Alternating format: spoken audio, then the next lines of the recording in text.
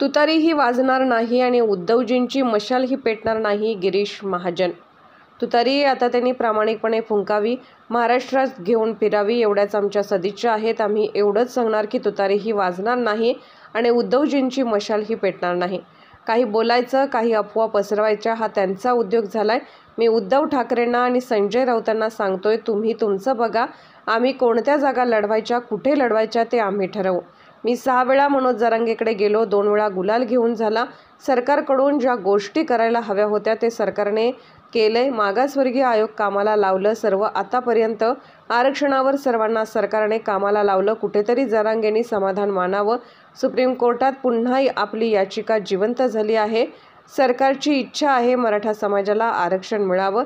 आमचे कौटुंबिक संबंध आहे. दिवाळी दसऱ्याला ते एकत्र येत असतात, त्यामुळे त्यांच्यावर जास्त न बोललेलं बरं. चांगलं आहे. त्यांनी आता तुतारी प्राणपणाने फुंकावी, महाराष्ट्रामध्ये जाऊन ती घेऊन फिरावी, एवढेच आमच्या त्यांना सदिच्छा आहेत.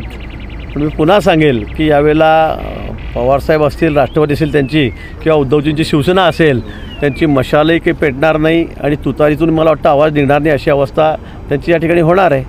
त्यांनी आता ती प्राणपणाने फुंकावी. या संदर्भामध्ये कुठली माहिती नाही, काय समीकरण मी मागच्या वेळेला सांगितलं, स्फोट होणार आहे, सुनामी येणार आहे, त्यावेळेला ती झाली काँग्रेसमध्ये.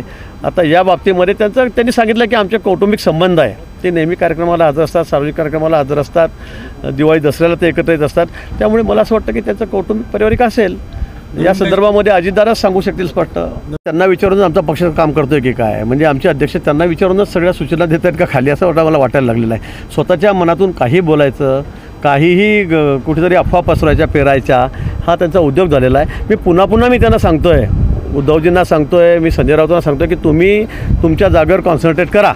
आम्ही कोणी लढायचं, कुठल्या चिन्हावर लढायचं, कसं लढायचं, किती जागा घ्यायचं, आम्ही आमचं बघू.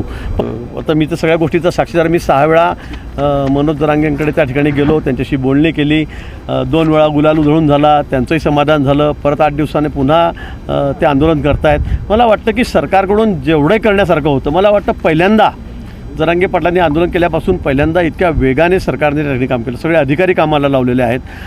मागासवर्गीय आयोग या ठिकाणी नेमला गेलेला आहे, शिंदे समिती त्या ठिकाणी नेमली गेलेली आहे आणि इतक्या मोठ्या प्रमाणामध्ये काम महाराष्ट्रामध्ये पहिल्यांदा आरक्षणाच्या बाबतीमध्ये झालेलं आहे.